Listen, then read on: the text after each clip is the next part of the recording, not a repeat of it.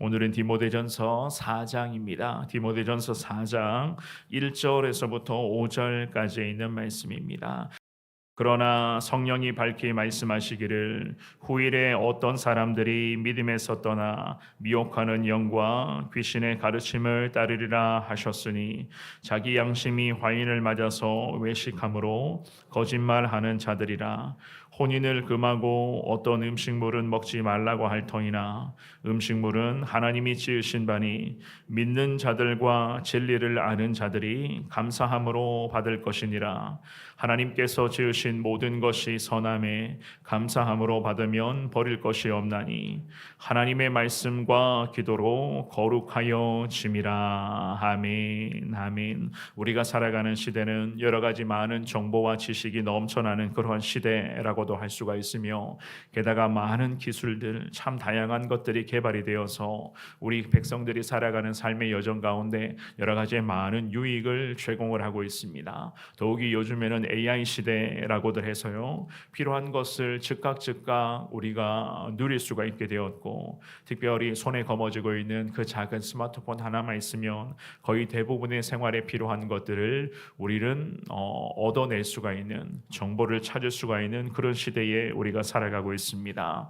그래서 지금의 시대는 기술의 시대, 기술이 점점 더 발달하는 그런 시대라고도 이야기를 하는데요. 하지만 그 모든 것들이 진리는 되지 않습니다. 절대로 그런 것들이 진리가 될 수는 없다는 것, 우리 성도님들이 잘 알고 계실 것 같습니다. 사람들은 기술이나 게다가 여러 가지 그런 많은 것들이, 또한 자기가 가지고 있는 자기 생각, 게다가 자기 자신이 확신하고 있는 것들이 마치 진리인 것처럼 이야기를 하고 그렇게 반응을 하면서 그것만을 맹신하며 살아가고 있는 모습을 보게 되는데요. 우리가 읽었더니 본문의 말씀에서 보시면 바울 사도는요, 믿음의 아들로 여기고 있었던 이 디모데를 향해서 분명하게 이야기를 합니다. 과연 무엇이 진리인가?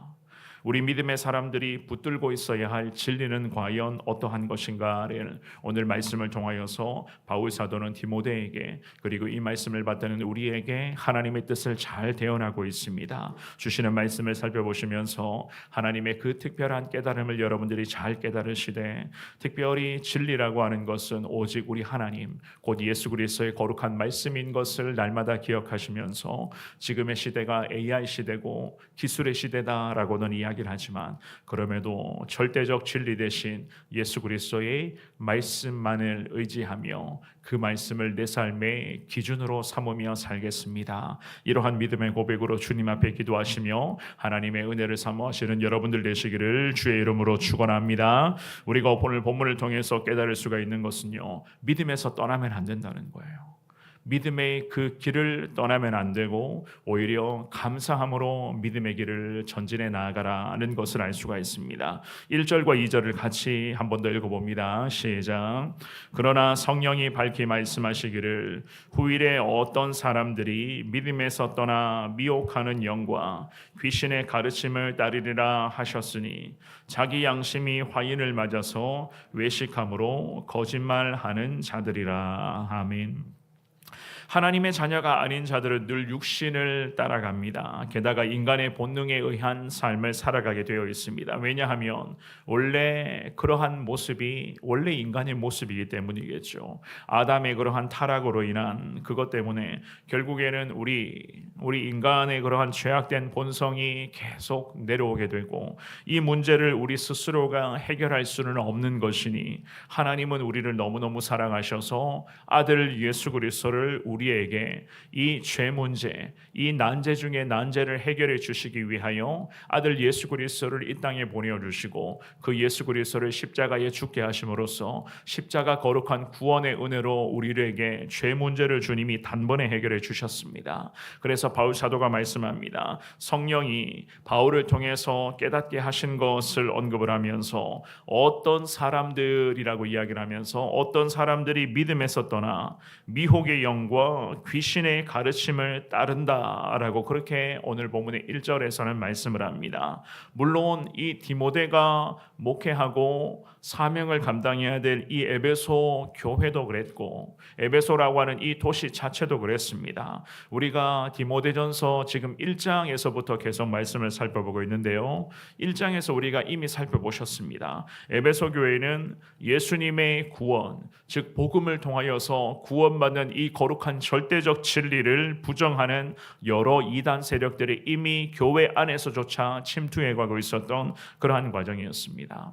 그러니 교회가 얼마나 늘 시끄러웠겠습니까? 게다가 그들은 예수님이 유일한 구원자가 아니라 세상의 기준에 의한 그들이 이야기하는 율법, 또한 구원에 관련된 인간적인 지식, 또한 인간의 그런 족보, 그 족보 같은 것들이 그들의 구원에 절대적인 영향을 끼친다는 것을 계속 교회 안에서 성도들에게, 예수 복음 붙잡고 십자가 은혜로 살아가는 성도들에게 그러한 이단의 가르침들을 계속 흘러보내고 있었던 것이었습니다. 그러니 교회 자체가 늘 시끄러웠어요. 여러 가지 그런 크고 작은 문제가 늘 나타날 수밖에 없었습니다. 그래서 바울이 이야기를 합니다. 1절 말씀에 이야기를 하면서 2절에 보시면은요, 자기 양심이 화인 맞은 사람들이다 라는 그런 표현을 합니다.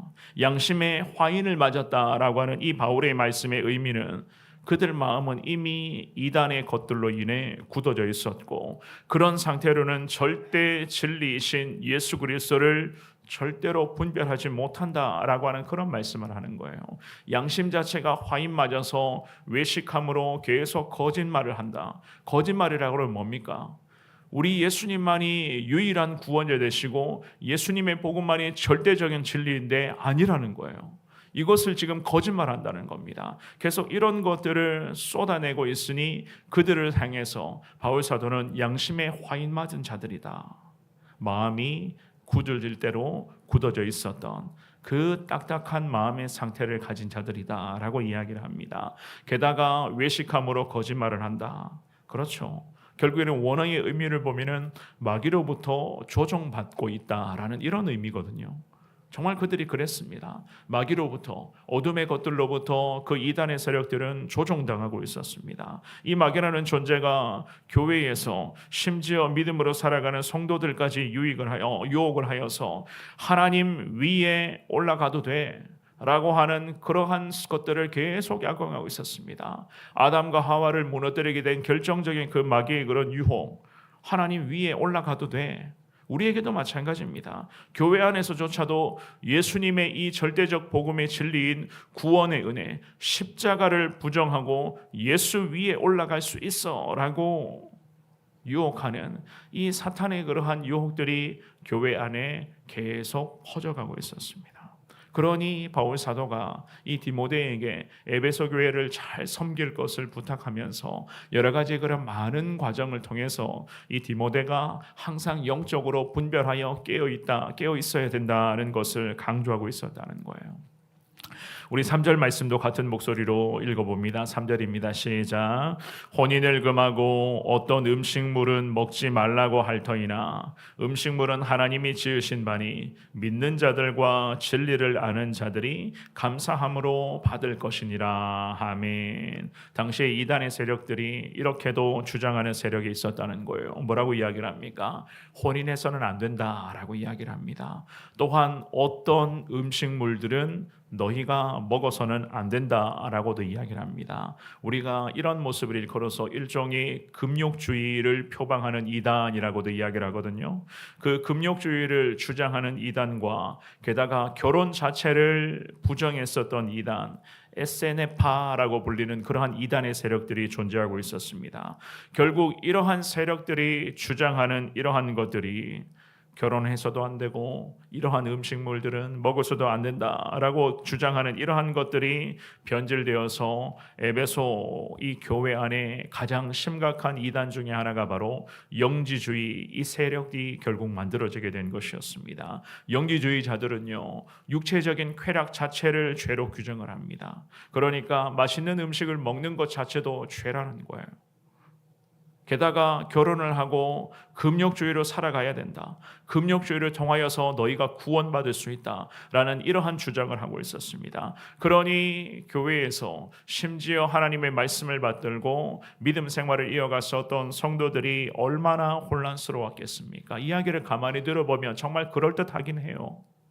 하나님이 싫어하신다라고 하면서 금욕주의를 표방한다. 하나님이 이런 음식들, 너희들이 배불리 살아가는 거 하나님이 싫어하셔. 그거 받으면 이렇게 되면 너희가 구원받지 못해 라고 이야기를 한다면 성도의 입장에서는 사실 혼란스러운 부분이 있지 않겠습니까? 결혼이라고 하는 것도 그렇습니다. 하나님께서 우리 인간을 위해서 특별히 만들어주신 거룩한 하나님의 제도 중의 제도, 정말 하나님의 공동체의 가장 기본이라고 할 수 있는 가정 공동체를 만들기 위한 그 거룩한 의식이 바로 결혼의식입니다. 그래서 우리가 보통은 요즘에는 그런 부분들이 많이 퇴색됐지만 결혼을 할 때에 예배를 드리고 하나님 앞에 신랑 되는 남성과 신부가 되는 여성이 하나님 앞에서 거룩한 서약을 합니다.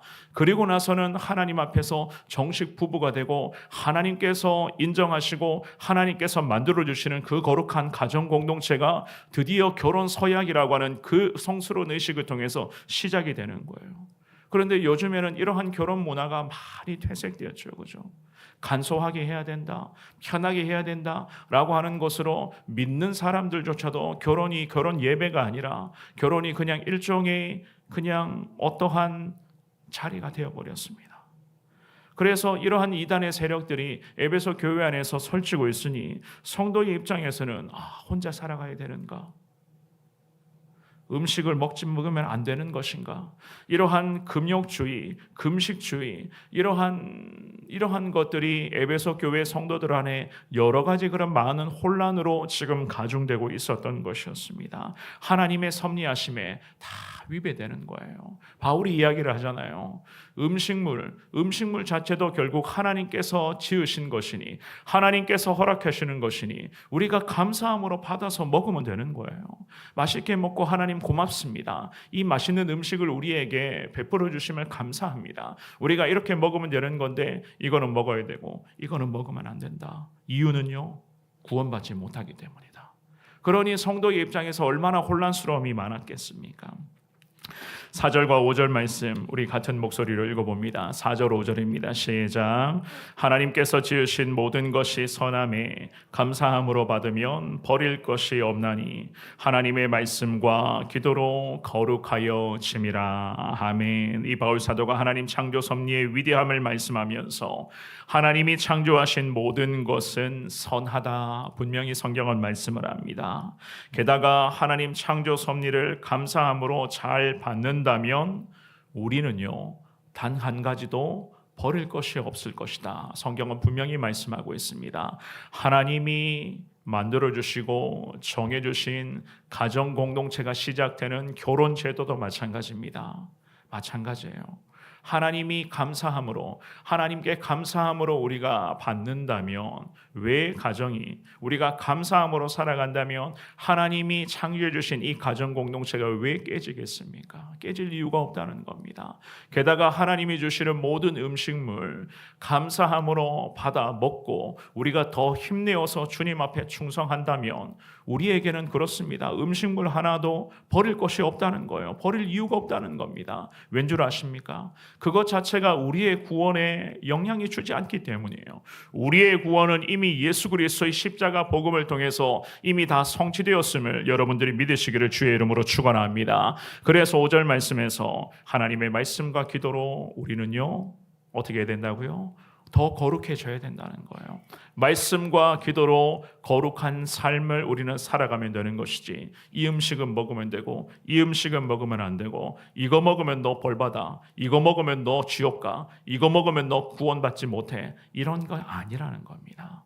우리에게는 하나님의 말씀과 기도로 더 거룩하여짐이라. 하나님 우리에게 감사함으로 주님 붙잡으면서 말씀과 기도로 거룩한 그리스도인으로 살아갈 것을 구원받았으니, 구원의 은혜를 지금도 누리고 있으니 우리에게 거룩함으로 살아가야 된다는 것을 주님이 이 새벽에 말씀합니다. 거짓된 가르침과 왜곡된 영적 흐름들이 참 많이 있는 우리가 사는 지금의 시대이기도 합니다. 사랑하는 여러분, 늘 감사함으로 하나님 주신 것을 잘 받드시면서 늘 하나님만을 더 의지하시며 주님 말씀을 통하여 가르쳐 주시는 대로 항상 순종하며 살아가시기를 바랍니다. 그럴 때에 우리의 믿음은 더 성장하게 될 것이고 믿음에서 떠나지 않도록 늘 말씀과 기도로 거룩함으로 나아갈 수 있도록 성령께서 우리를 붙드시고 인도하여 주실 줄을 믿습니다. 그 은혜를 소망하시면서 AI 시대라고 이야기하는 지금의 시대에도 절대적 진리는 곧 우리 주님의 말씀인 것을 확신하시며 오늘도 말씀 따라 순종하시고 오늘도 하나님 말씀 따라 예수만을 사랑하며 나아갈 수 있는 귀한 하루가 되시기를 주의 이름으로 축원합니다.